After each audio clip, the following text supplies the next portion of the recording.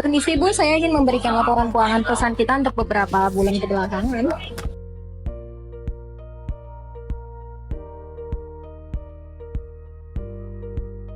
Ini boleh kamu jelasin sedikit ya? Ini laporan keuangan perusahaan kita untuk beberapa bulan kebelakang.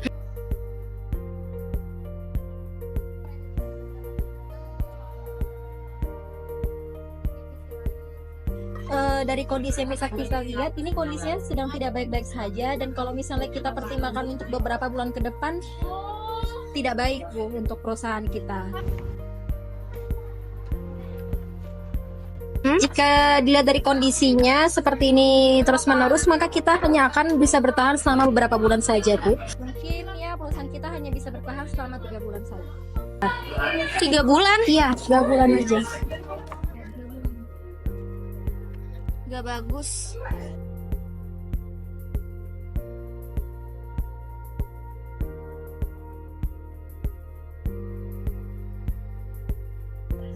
Terus pilihan yang kita punya apa aja? Ada dari beberapa pengajuan, yaitu pertama kita bisa melakukan PHK untuk beberapa karyawan.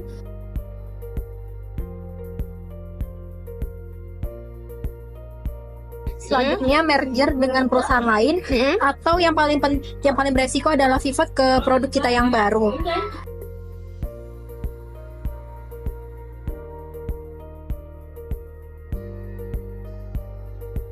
Lalu mungkin sebaiknya kita bisa melakukan rapat secepatnya Bu, untuk membahas permasalahan ini.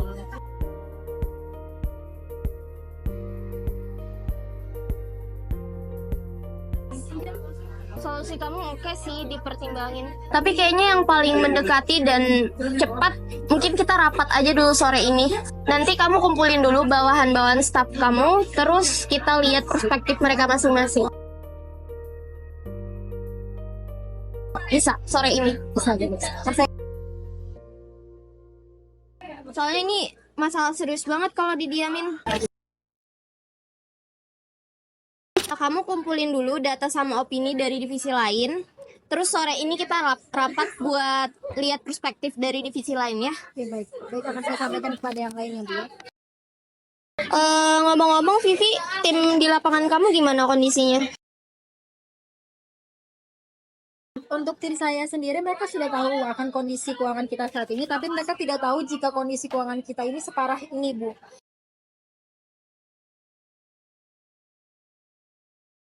Dari mereka ada yang mencari pekerjaan lain.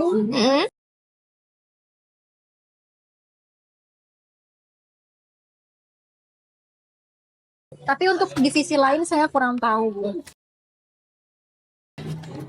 Oke, kalau kayak gitu, makasih ya Vivi. Sore ini ya.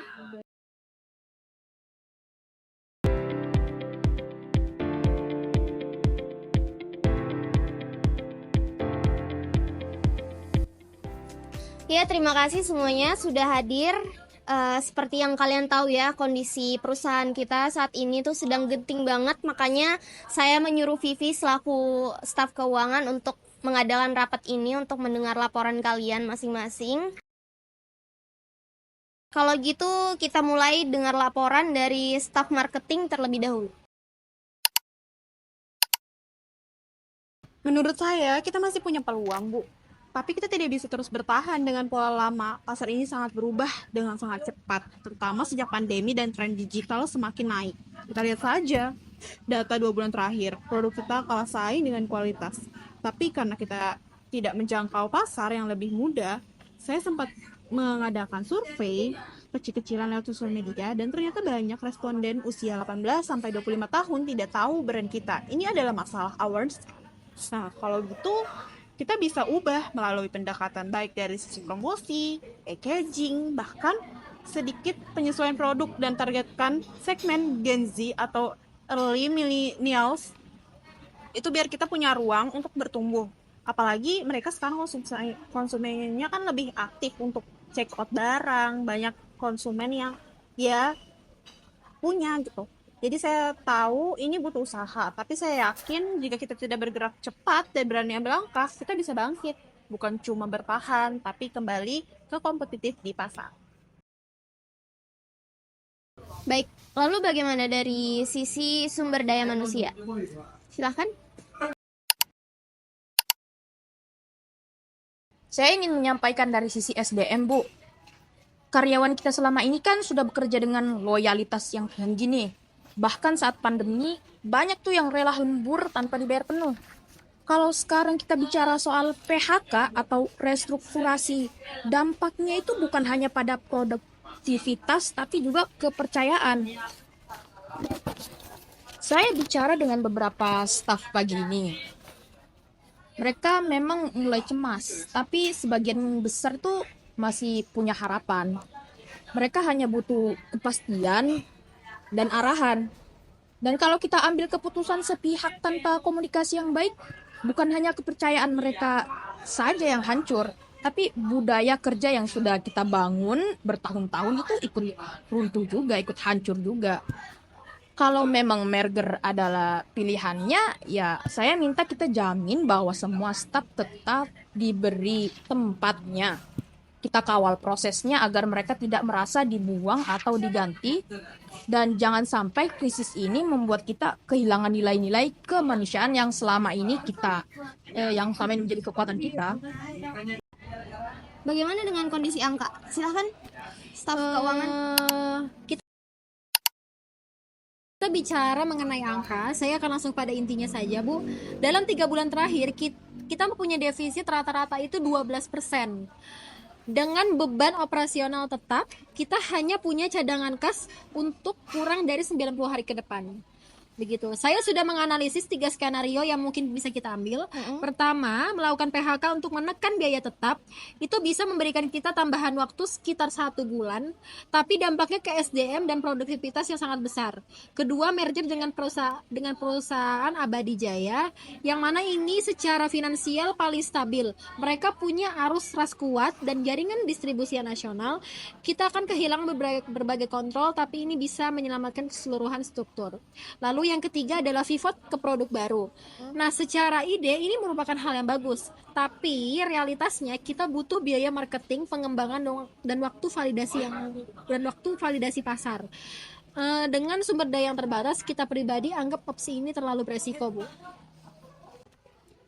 Terima kasih atas laporan kamu, Vivi, selaku staf keuangan. Mungkin satu suara lagi saya mau dengar dari staf Dako.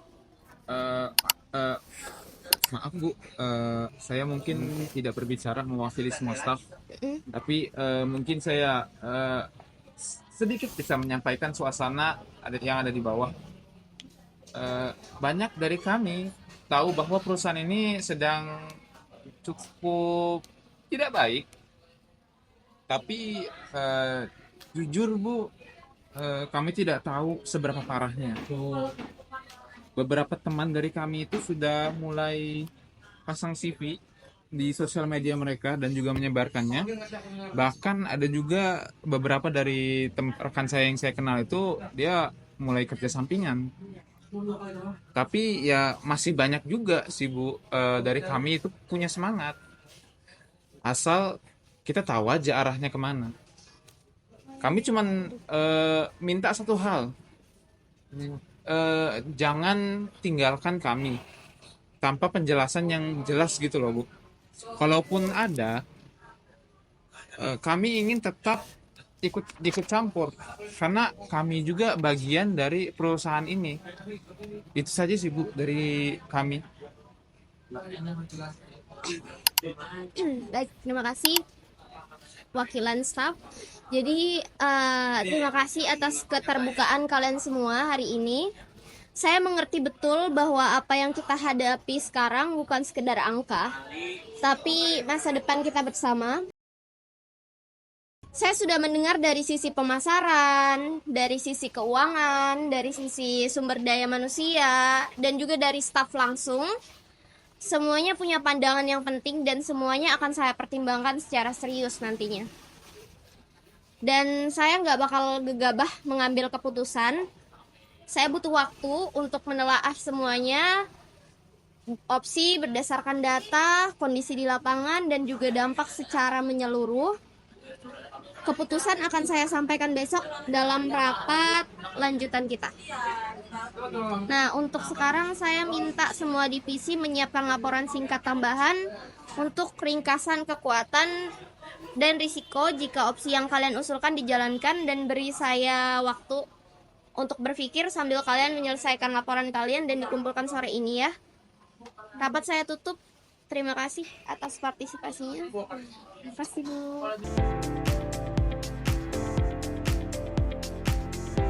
Terima kasih sudah datang kembali di rapat pada hari ini. Semalaman saya pelajari ulang semua data dan pendapat dari kalian. Setiap masukan yang kalian berikan sangat berarti bagi saya dan cukup butuh waktu lama untuk mempertimbangkan setiap pilihan kalian. Saya nggak tahu ya, nggak ada pilihan yang benar-benar mudah dan nggak ada pilihan yang benar-benar sulit. Tidak ada yang benar dan tidak ada yang salah, tapi saya harus membuat keputusan untuk menyelamatkan perusahaan ini.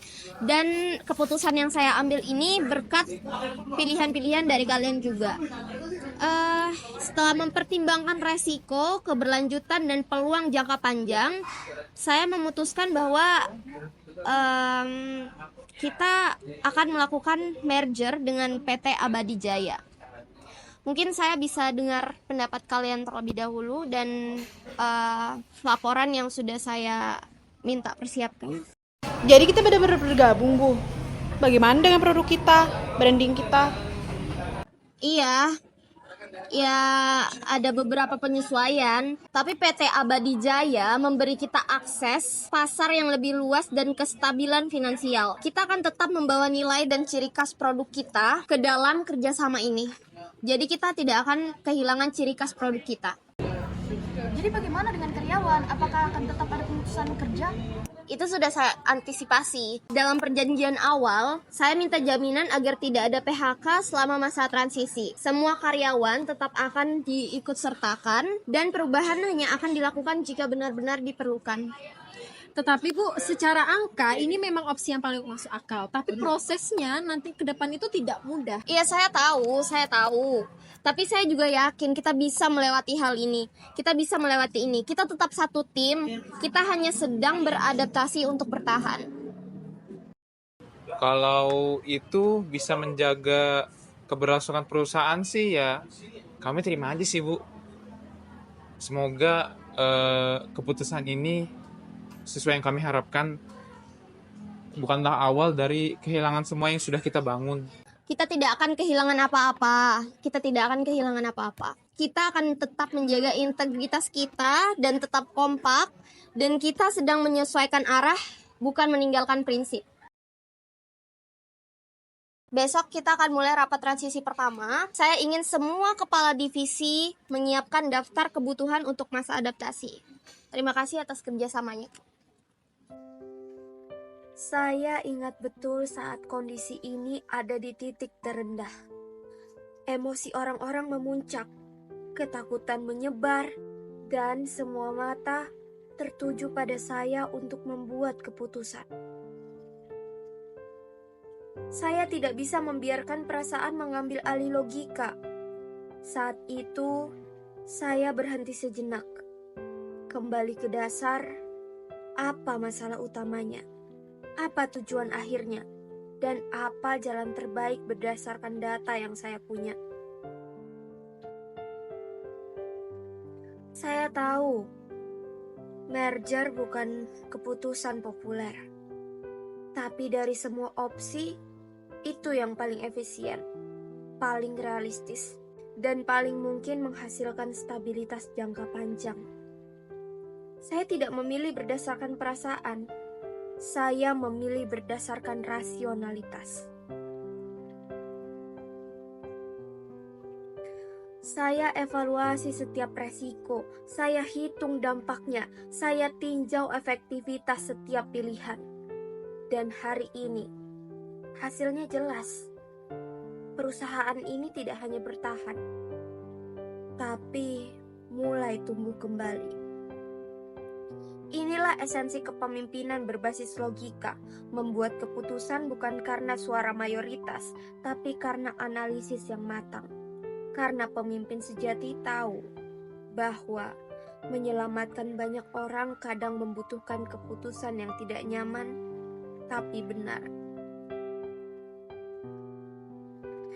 Saya tidak menyesal, saya tidak ragu, saya memilih dengan rasio, bukan emosi. Dan itu menyelamatkan kami. I'll try to be strong, believe me, I'm trying to move on. It's complicated, but understand me, 'cause I need time. My heart is numb, has no feeling, so I am still healing.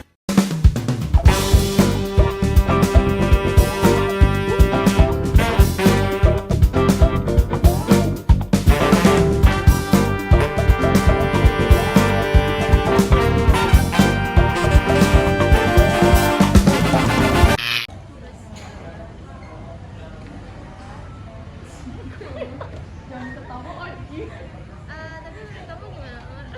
Kita kayak kita kayak NPC gitu loh.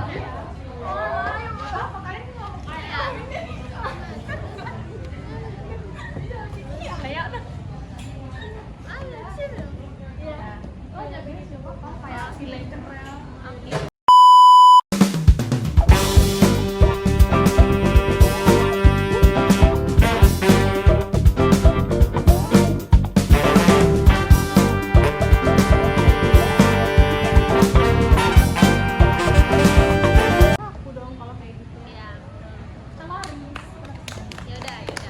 Kasih teamwork.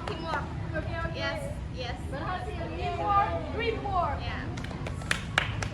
Gitu aja. Kita harus mempertimbangkan semuanya. Ya, memang betul merekrut orang. Terima kasih. Teamwork lagi. Teamwork, dreamwork. Ya.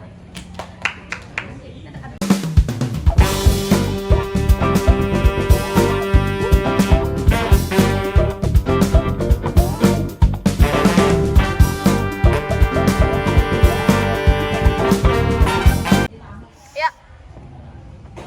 Ini pura-pura ngomong, pura-pura buka aja, nggak usah ngomong. Buka aja, April. Oke. Siap. Tangan kamu mainin aja. Oke. Ini apa namanya? Aku bingung. Keuangan gitu ya? Ini laporan pipi aja. 3. Gerak aja gestur tangan kamu. Ya, oke.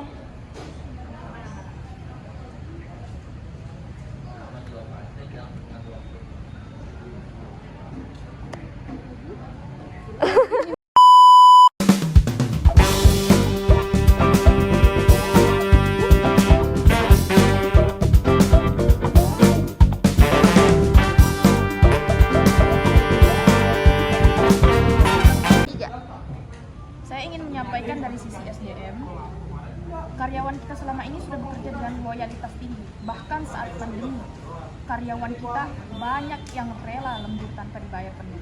Kalau sekarang kita bisa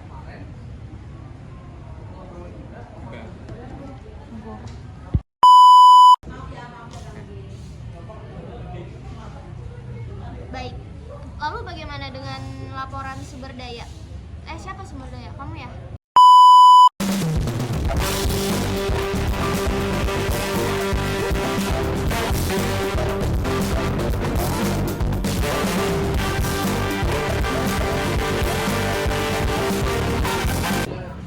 Jadi bagaimana dengan karyawan? Apakah akan tetap ada pemutusan kerja? Beda. Kenapa? Bener kok. Ya. Kalau itu bisa menjaga keberlangsungan perusahaan ini, ya saya rasa kamu bisa terima sih, Bu. Kenapa ngeliat ke sini? Hah? Kenapa? Kita nggak itu, kita pangkas aja. Kita tambah. Enggak, saya tolak.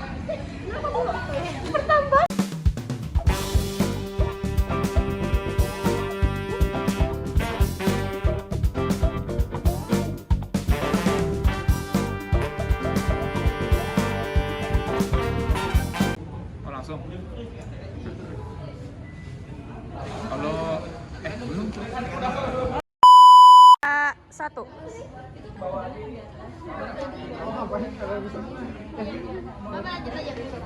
Jadi begini Bu.